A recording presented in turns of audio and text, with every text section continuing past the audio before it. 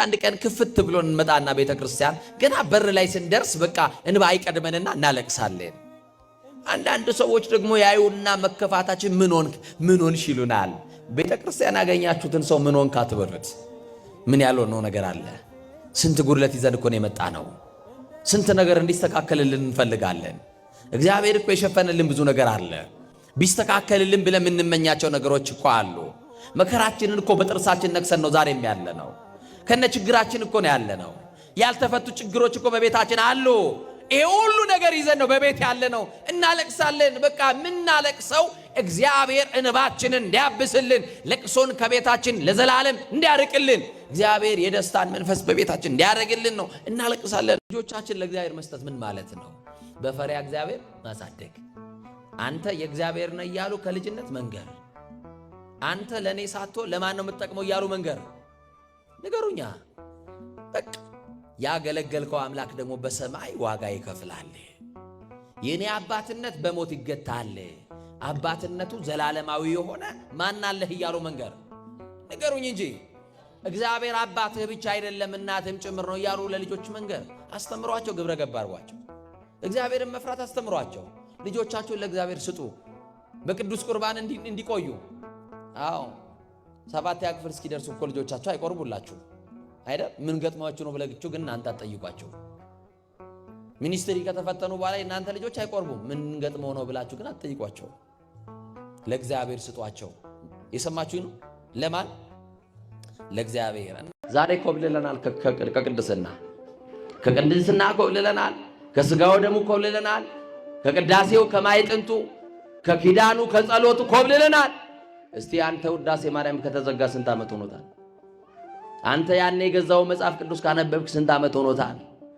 ቲክቶክ የምትባለዋ ከመጣች ጊዜ በኋላ ጸሎት አላቆማችሁም ይሁን?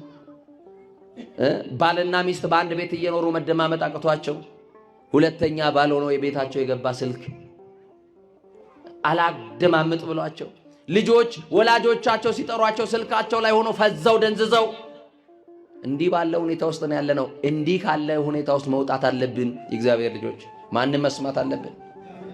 ተነሳለው። በቃ የእግዚአብሔር ሐሳቡ ተነሱ ነው።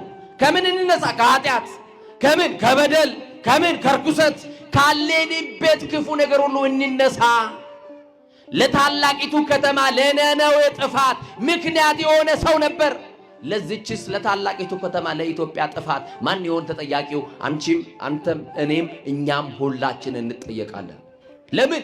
ተነሱ ያለ እግዚአብሔር ተኝተናል። ተነስታችሁ ጸልዩ፣ ተነስታችሁ አልቅሱ።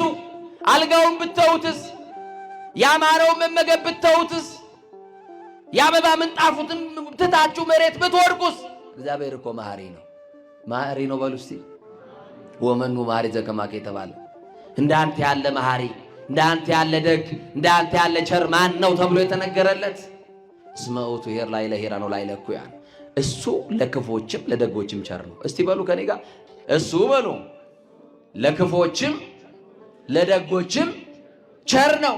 ንግሥቲቷ ድንግል ማርያም ወለላይቱ ድንግል ማርያም የኢየሱስ እናት ድንግል ማርያም ትግባ ቤቴ፣ የኔ ነገር ታስተካክለው፣ ብቻዬን አቅቶኛል ገብታ ትደግፈኝ የምትሉ ከፍ አድርጋችሁ አመስግኗ ድንግል ማርያም። ትደግፋችሁ ድንግል ማርያም። ልጆቻችን ለእግዚአብሔር መስጠት ምን ማለት ነው? በፈሪያ እግዚአብሔር ማሳደግ።